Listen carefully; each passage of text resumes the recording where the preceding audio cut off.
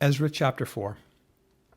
Now when the adversaries of Judah and Benjamin heard that the descendants of the captivity were building the temple of the Lord God of Israel, they came to Zerubbabel and the heads of the fathers' houses and said to them, Let us build with you, for we seek your God as you do, and we have sacrificed to him since the days of Esarhaddon, king of Assyria, who brought us here.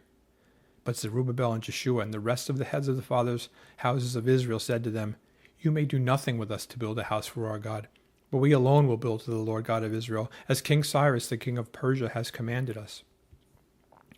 Then the people of the land tried to discourage the people of Judah. They troubled them in building and hired counselors against them to frustrate their purpose all the days of Cyrus king of Persia, even until the reign of Darius king of Persia.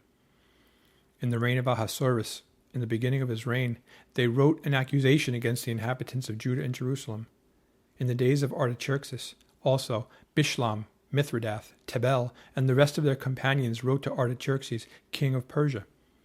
And the letter was written in Aramaic script and translated into the Aramaic language.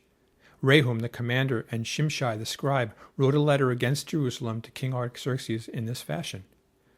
From Rehum the commander, Shimshai the scribe, and the rest of their companions, representatives of the Dinaites, the Apharsactites, the Tarpelites, the people of Persia, and Erech and Babylon and Shushan, the Dehavites, the Elamites, and the rest of the nations whom the great and noble Asnapper took captive and settled in the cities of Samaria and the remainder beyond the river, and so forth.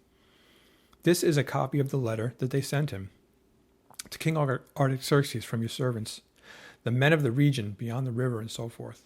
Let it be known to the king that the Jews who came up from you have come to us at Jerusalem and are building the rebellious and evil city, and are finishing its walls and repairing the foundations. Let it now be known to the king that if this city is built and the walls completed, they will not pay tax, tribute, or custom, and the king's treasury will be diminished. Now, because we receive support from the palace, it was not proper for us to see the king's dishonor. Therefore we have sent and informed the king, that search may be made in the book of the records of your fathers.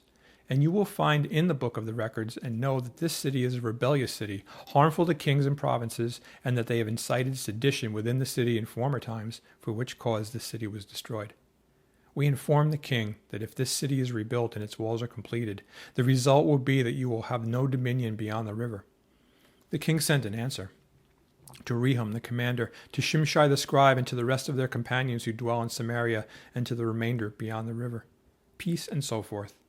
This letter which you sent to us has been clearly read before me, and I gave the command, and a search has been made, and it was found out this city in former times has revolted against kings in rebellion, and sedition have been fostered in it.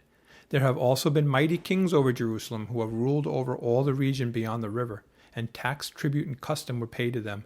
Now give the command to make these men cease, that the city may not be built until the command is given by me. Take heed now that you do not fail to do this. Why should damage increase to the hurt of the kings? Now when the copy of King Artaxerxes' letter was read before Rehum, Shimshai the scribe, and their companions, they went up in haste to Jerusalem against the Jews, and by force of arms made them cease. Thus the work of the house of God, which is at Jerusalem, ceased, and it was discontinued until the 2nd year of the reign of Darius, king of Persia.